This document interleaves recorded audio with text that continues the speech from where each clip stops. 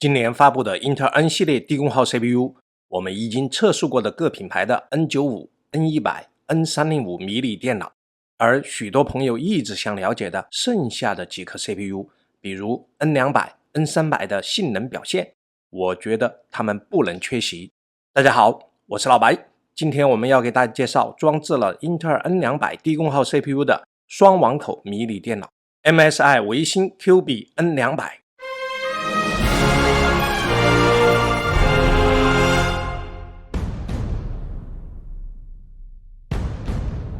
不用我过多介绍， MSI 维新在 PC 领域可以算大厂，众多笔记本电脑和游戏显卡大家耳熟能详。最近迷你电脑领域，维新也发布了2款新机，这款是我们比较关注的低功耗迷你电脑。它装置了适合的英特尔低功耗 CPU N200，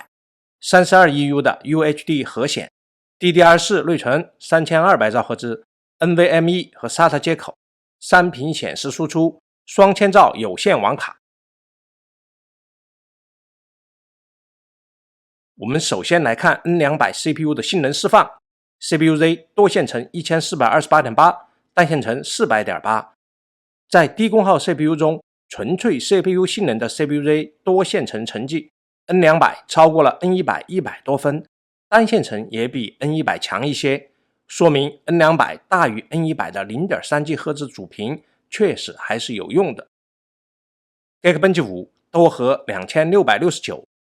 多核性能超过了 N95， 但低于我们所有的 N100 多核成绩。 Cinebench R3 多核2336，单核922，单核性能还行，多核甚至比 N95 还低了点。 Passmark 多线程5832，单线程2119，多线程成绩仍然不敌所有的 N100， 但超过了 N95。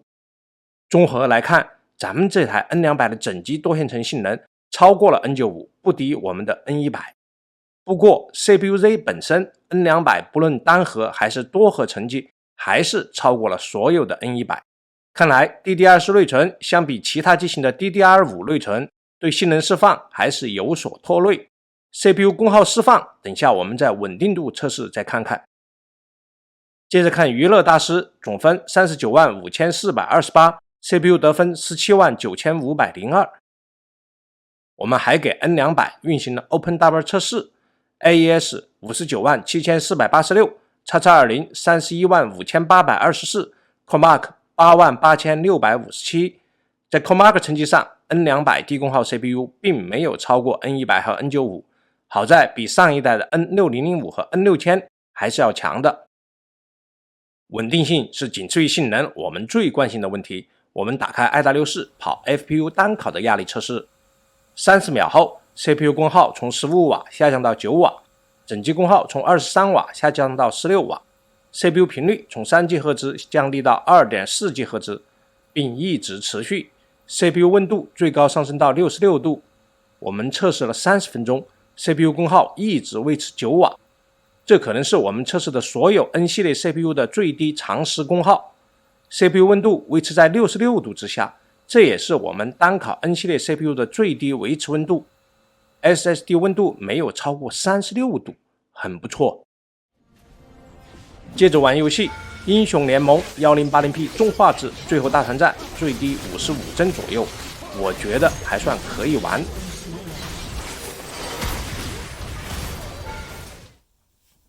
电源线，特殊的 SATA 线，显示器背架和螺丝。说明书，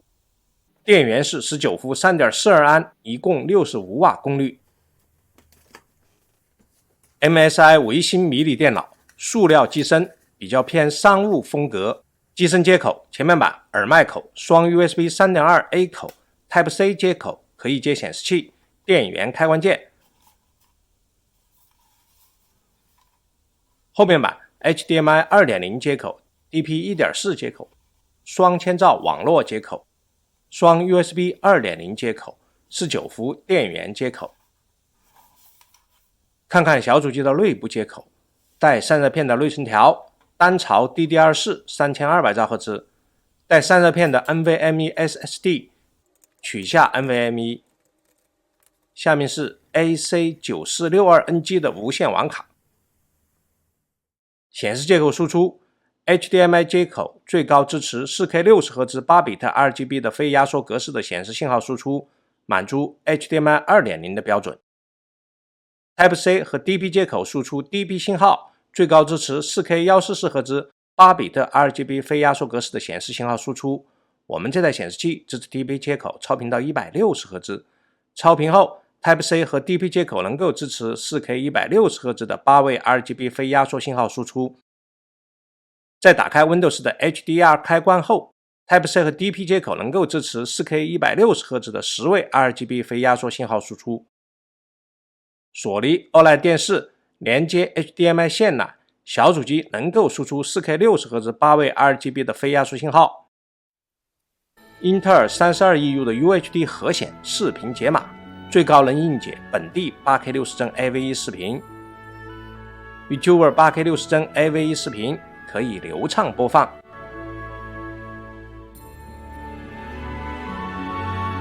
NVMe 硬盘测试接近1700兆 B， 这块 NVMe SSD 不咋地。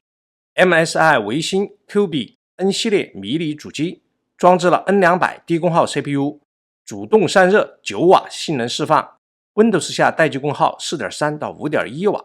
CPU-Z 最高功耗 21.93 瓦，单核满载功耗19瓦， Geekbench 5最高功耗 23.33 瓦， Cinebench R23 最高功耗 23.89 瓦， Passmark 最高功耗 23.51 瓦，娱乐大师最高功耗 22.85 瓦， Geekbench 6最高功耗 22.78 瓦。室温30度的时候 CPU 待机温度45度， SSD 待机温度33度。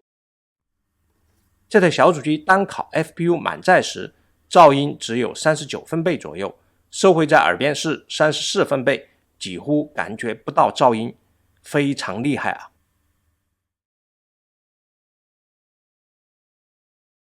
MSI 维新 QB N200 有双千兆网口，是我们的知心好朋友，但是性能释放受限于 DDR4 内存以及9瓦的设定功耗，整机性能并没有达到最佳的状态。不过它的散热静音超强，几乎是2023年我们目前测试过的温控和噪音最好的主动散热的迷你电脑。总结一下，9瓦的功耗释放加上 DDR4 内存，整机性能并没有发挥出 CPU 的最佳性能，但是超强的散热和静音，不论是温度还是噪音表现都是非常高的水准。3频显示输出和双存储接口的兼容性很好，做工精致，适合需要稳定安全使用的商业用户。好了，今天就讲到这里了，我是老白，谢谢大家的观看，再见。